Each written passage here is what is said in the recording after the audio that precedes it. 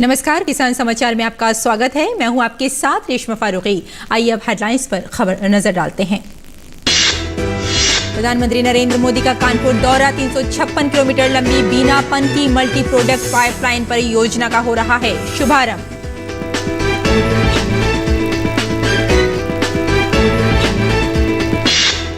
प्रधानमंत्री नरेंद्र मोदी ने सोमवार को हिमाचल प्रदेश के मंडी में 11,000 करोड़ रुपए से अधिक की जल विद्युत परियोजनाओं का किया उद्घाटन और शिलान्यास। कहा, शुरू की गई जल विद्युत परियोजनाएं पर्यावरण अनुकूल विकास के लिए भारत की प्रतिबद्धता को दर्शाती हैं।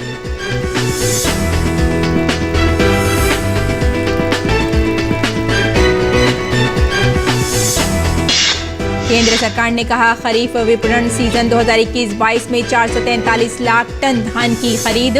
उपभोक्ता मामलों के मंत्रालय ने कहा, लगभग 87,000 करोड़ रुपए के न्यूनतम समर्थन मूल्य की खरीद से 47 लाख से अधिक किसानों को पहुंचा लाभ। किसानों से एमएसपी पर धान की खरीद सुचारू रूप से बढ़ रही है आगे। मुख्यमंत्री शिवराज सिंह चौहान ने सोमवार को केंद्रीय कृषि मंत्री नरेंद्र सिंह तोमर और केंद्रीय उर्वरक मंत्री मनसुख मांडविया से की मुलाकात। कहा, मिलेट मिशन खाद्य और कृषि उत्पादों के प्रसंस्करण कार्य को गति देने की तैयार है योजना। कहा, नियमित समीक्षा कर प्रत्येक जिले में खाद और यूरिया आपूर्ति करते हैं सुनिश्चित।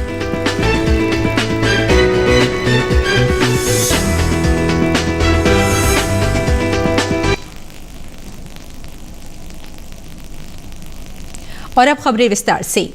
प्रधानमंत्री नरेंद्र मोदी उत्तर प्रदेश के कानपुर दौरे पर हैं। पीएम मोदी आईआईटी कानपुर के 54वें दीक्षांत समारोह में मुख्य अतिथि के तौर पर शामिल हुए। प्रधानमंत्री नरेंद्र मोदी 356 किलोमीटर लंबी बीना पनकी मल्टी प्रोडक्ट पाइपलाइन परियोजना का भी शुभारंभ कर रहे हैं।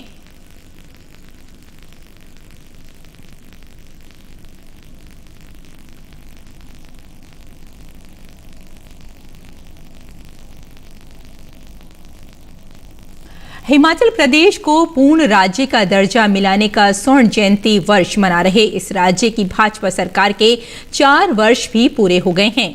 इस मौके पर आज प्रधानमंत्री ने इस देवभूमि को 11,000 करोड़ की पनबिजली परियोजनाओं का उद्घाटन शिलान्यास कर सौगात तो दी ही, राज्य सरकार का कामकाज की भी सराहना की। पीएम ने कहा कि ये परियोजनाएं पर्यावरण अनुकूल विकास के लिए भारत की प्रतिबद्धता को दर्शाती हैं। साथ ही पीएम ने विलंब की विचारधारा करने वालों पर भी तंज कसा। स्वागत है। एक बार मोदी जी। ये स्वागत सम्मान है प्रधानमंत्री मोदी का। छोटी काशी कही जाने वाले मंडी में काशी के सांसद का अनोखे अंदाज में अभिनंदन। मौका भी खास था। एक तरफ 11,000 करोड़ की पनबिजली परियोजनाओं का उद्घाटन शिलान्यास, तो दूसरी तरफ हिमाचल सरकार के 4 साल पूरे होने का मौका। प्रधानमंत्री ने भी हिमाचल विकास की रफ्तार की जमकर तारीफ की। उन्होंने कहा कि बनती नई स्वास्थ्य आधारभूत संरचना विकास, विश्वास और प्रयास का नतीजा है। इन 4 वर्षों में 2 साल हमने मजबूती से कोरोना से भी लड़ाई लड़ी है और विकास के कार्यों को भी रुकने नहीं दिया। बीते 4 सालों में हिमाचल को पहला एम्स मिला। हमीरपुर, मंडी, चंबा और सिरमौर में 4 नए मेडिकल कॉलेज स्वीकृत किए गए। ये डबल इंजन वाली सरकार के प्रयासों का ही नतीजा है कि 30 साल से लटकी विद्युत परियोजना अब साकार होगी। 40 मेगावाट की रेणुका जी, जिसकी लागत 7,000 करोड़ रुपए की होगी, उसका शिलान्यास भी प्रधानमंत्री ने किया। इसके अलावा उन्होंने सतलुज नदी पर बनने वाले 210 मेगावाट की लोहरी प्रथम चरण की परियोजना और हमीरपुर में व्यास नदी पर बनने वाली 66 मेगावाट की धौला सिद्ध परियोजना का शिलान्यास किया। इसके अलावा प्रधानमंत्री ने 2080 करोड़ की लागत से बनी 111 मेगावाट वाली सावरा कुड्डू पनबिजली परियोजना का उद्घाटन किया। प्रधानमंत्री ने विपक्षी कांग्रेस पर परोक्ष रूप से तंज कसा और कहा कि भाजपा की सरकार विलंब की विचारधारा नहीं बल्कि विकास की विचारधारा वाली है। विलंब की विचारधारा वालों ने पहाड़ों पर रहने वाले लोगों की कभी परवाह नहीं की।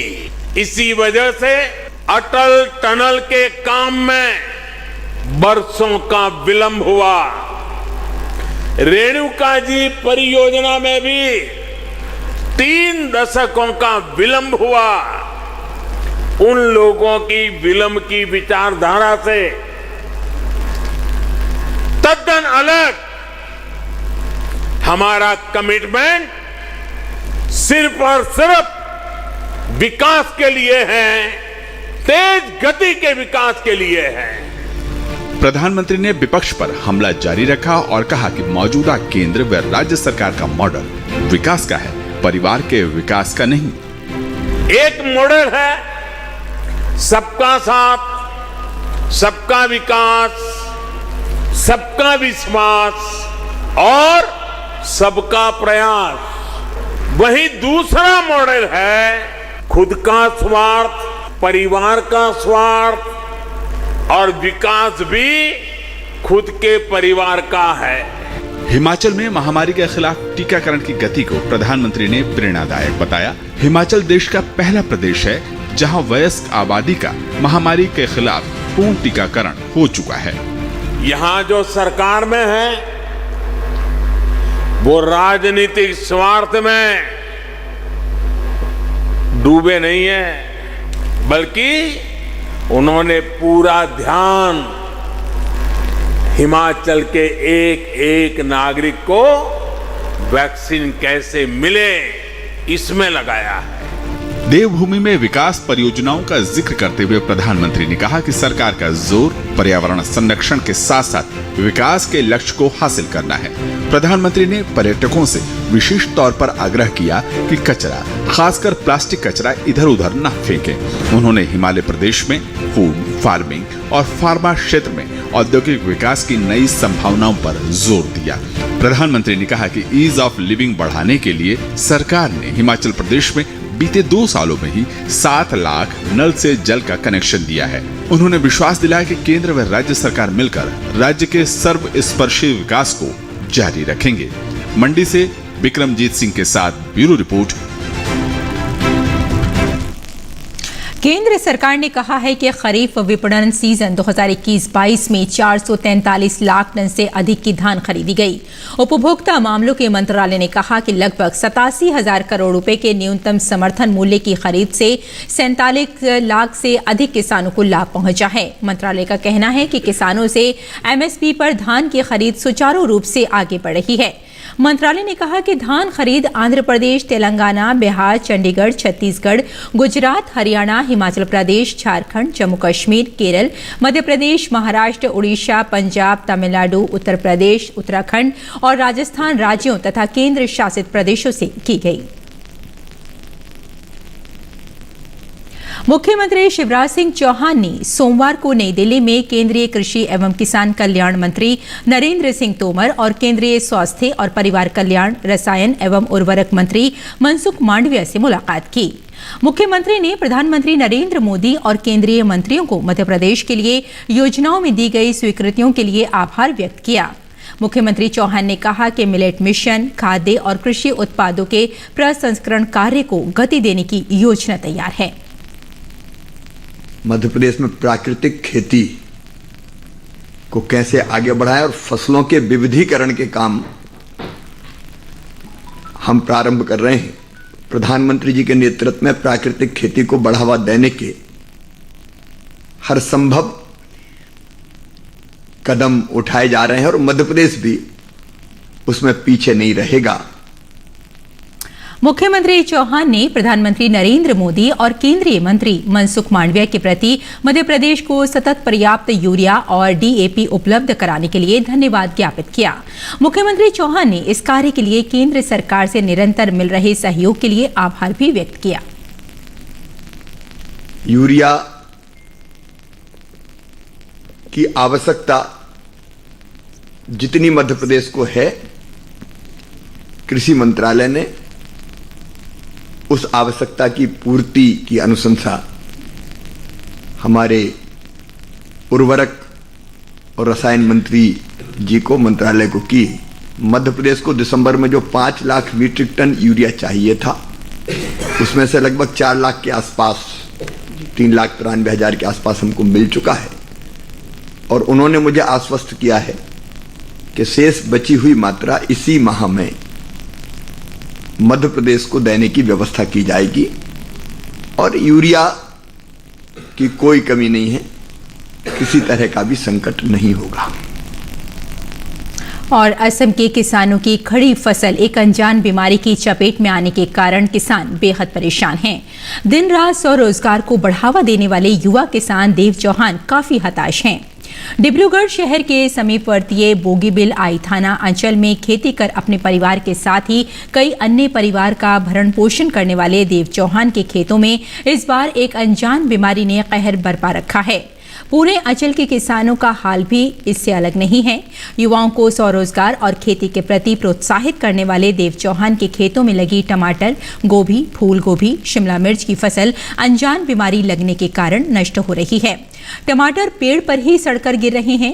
हर साल टमाटर की खेती से 2.5 से 3 लाख रुपए की कमाई करने वाले देव चौहान को इस बार उसमें लगी लागत भी निकलने में काफी परेशानी होगी, क्योंकि जिन टमाटरों को अच्छी समझकर तोड़कर पकने के लिए रखा जाता है वे भी काले पड़कर सड़ने लगे हैं।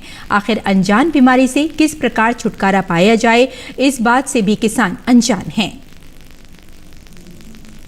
पहला नंबर टमाटर में जो जड़ से सूख जाता है, पूरा पेड़ सूख जाता है। उसके बाद में पहले तो गाछ पूरा एकदम हरा भरा रहता है, देखने में अच्छा भी लगता है।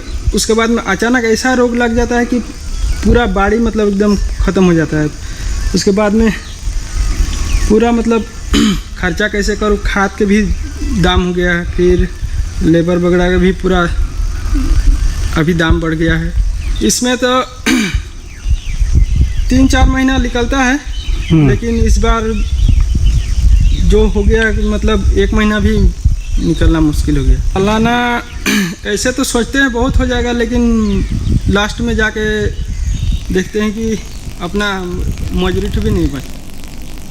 युवा किसान मनोज चौहान ने इस बार बैंगन की खेती लगाई, पर अनजान बीमारी से भी वे भयभीत हैं। मनोज चौहान ने बताया कि पूरे अंचल में अनजान बीमारी के कारण फसल बर्बाद हो रही है। उन्हें भी भय है कि उनकी फसल भी इस बीमारी की चपेट में न आ जाए।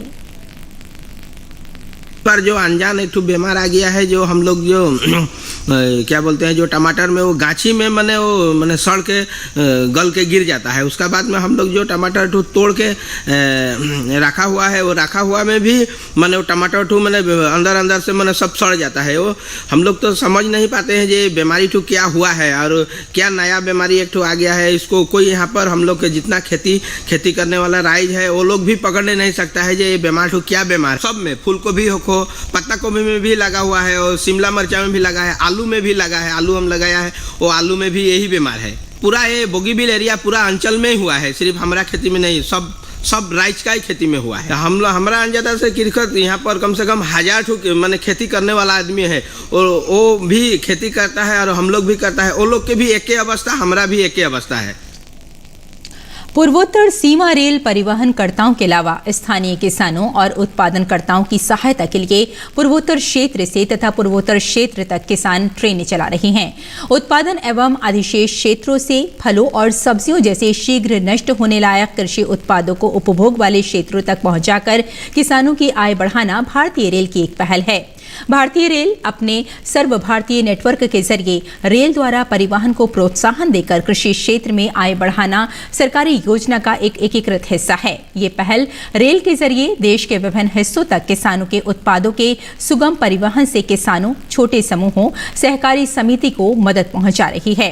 पूर्वोत्तर सीमा रेल की मुख्य जनसंपर्क अधिकारी ने बताया कि केंद्रीय बजट 2020-21 में की गई घोषणा के अनुसार भारतीय रेल शीघ्र नष्ट होने वाली और कृषि उत्पादों के परिवहन के लिए किसान रेल ट्रेन सेवाएं आरंभ की गई हैं।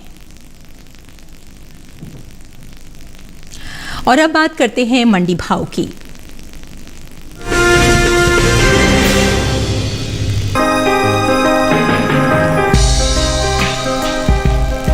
कृषि उपज मंडियों में इन दिनों नारियल की आवक सामान्य बनी हुई है।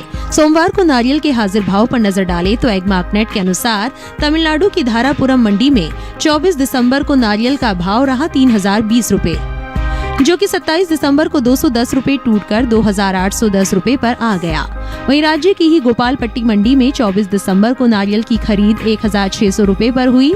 वहीं 27 दिसंबर को इसका भाव बिना किसी बदलाव के 1600 रुपए पर बरकरार रहा, जबकि केरल की अंचल मंडी में 27 दिसंबर को नारियल की खरीद 5400 रुपए पर हुई।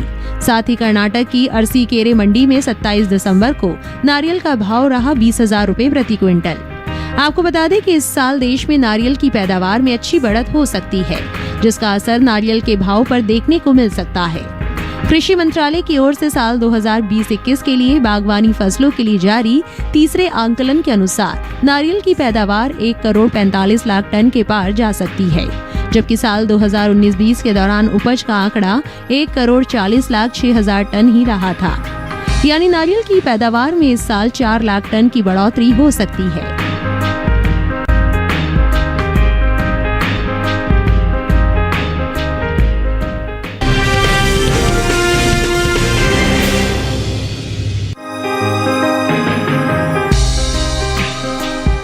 देश से होने वाले दालों के निर्यात में अक्टूबर महीने के दौरान बढ़त देखने को मिली है।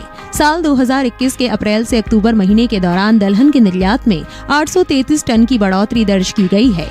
वाणिज्य मंत्रालय की संस्था एपिडा की ओर से जारी ताज़ा आंकड़ों के अनुसार साल 2021 के दौरान देश से 1,82,480 टन दालों का निर्यात हुआ है, जो बीते साल की समान अवधि के दौरान 1,81,647 टन का ही हुआ था। वहीं देश में इन दिनों रबी दलहन की बुआई चल रही है। दलहनी फसलों में शामिल चने का रकबा दूसरी दलहनी फसलों के मुकाबले सबसे ज्यादा रहा है। अब तक दलहन किसानों ने चने की बुआई 81 लाख हेक्टेयर में कर ली है, जो कुल दलहन की बुआई का 60% है। साल 2021-22 के लिए कृषि मंत्रालय की ओर से जारी ताज़ा आंकड़ों से पता चला है कि दलहन की बुआई भी बीते साल से आगे चल रही है। चालू रबी सीजन में दलहन की बुआई का रकबा पिछले साल के मुकाबले 50,000 हेक्टेयर बढ़ा है।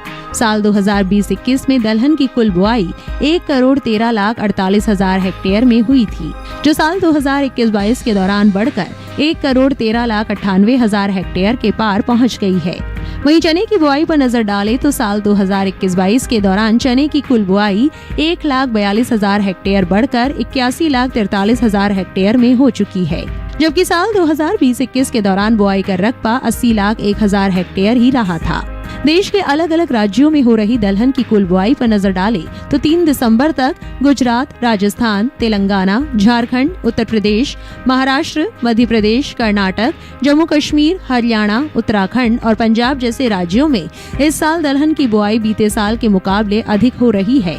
वहीं ओडिशा, बिहार, तमिलनाडु, छत्तीसगढ़, आंध्र प्रदेश, पश्चिम बंगाल और असम में दलहन का रकबा पिछले साल के मुकाबले अभी तक पीछे चल रहा है। चने के हाजिर भाव पर नजर डालें तो एग्मार्कनेट के अनुसार आंध्र प्रदेश की नंदी कोटकुर मंडी में बीते 2 दिनों के दौरान चने के भाव स्थिर रहे। यहाँ 24 और 27 दिसंबर को चना 4,620 रुपए पर बिका। वहीं गुजरात की मंगरोल मंडी में चने के सौदे स्थिर भाव पर हुए। यहाँ 24 दिसंबर को चने का भाव रहा 4,300 रुपए, जो कि 27 दिसंबर को भी 4,300 रुपए पर टिका रहा। कर्नाटक की शिमोगा मंडी में भी स्थिर भाव का सिलसिला जारी रहा। यहाँ दोनों दिन यानी 24 और 27 दिसंबर को चने का भाव 6,100 रुपए पर बरकरार रहा। इसी तरह उत्तर प्रदेश की गाजियाबाद मंडी में 24 दिसंबर को चने का भाव था 6,000 रुपए। 27 दिसंबर को इसके सौदे बिना किसी उठापटक के 6,000 रुपए पर हुए। उत्तर प्रदेश की ही लखीमपुर मंडी में भी 24 दिसंबर को चने का भाव रहा 5,820 रुपए, जो कि 27 दिसंबर को 10 रुपए गिरकर 5,810 रुपए पर आ गया। यहाँ की नौगढ़ मंडी में भी चने का कारोबार स्थिर भाव पर हुआ। यहाँ 24 दिसंबर को इसका भाव रहा 6,340 रुपए, जो कि 27 दिसंबर को 190 रुपए टूटकर 6,150 रुपए हो गया।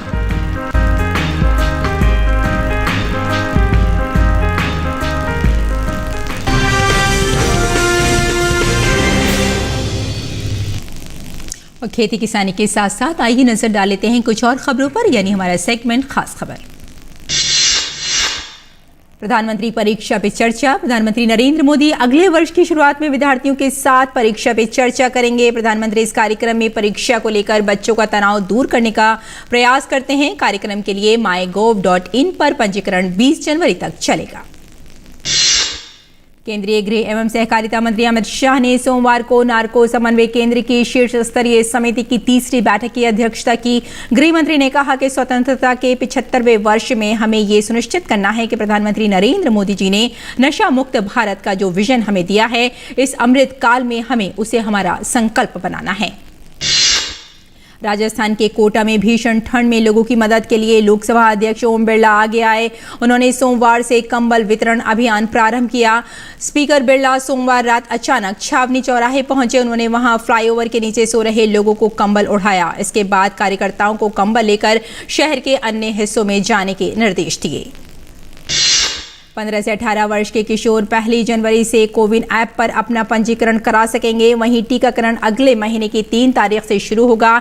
इन्हें केवल कोवैक्सीन टीका ही लगाया जाएगा। कोविन प्लेटफॉर्म के प्रमुख डॉक्टर RS शर्मा ने कहा कि विद्यार्थियों के लिए पंजीकरण के वास्ते अलग से पहचान पत्र की व्यवस्था की गई है, क्योंकि कुछ विद्यार्थियों के पास आधार या अन्य पहचान पत्र नहीं है। कर्नाटक में कोविड-19 के ओमिक्रॉन वेरिएंट के बढ़ते मामलों को देखते हुए मंगलवार से 10 दिन का रात्रिकालीन कर्फ्यू लागू किया। यह कर्फ्यू रात 10 बजे से सुबह 5 बजे तक लागू रहेगा। तो किसान समाचार में फिलहाल इतना ही। अनुमति दें। नमस्कार।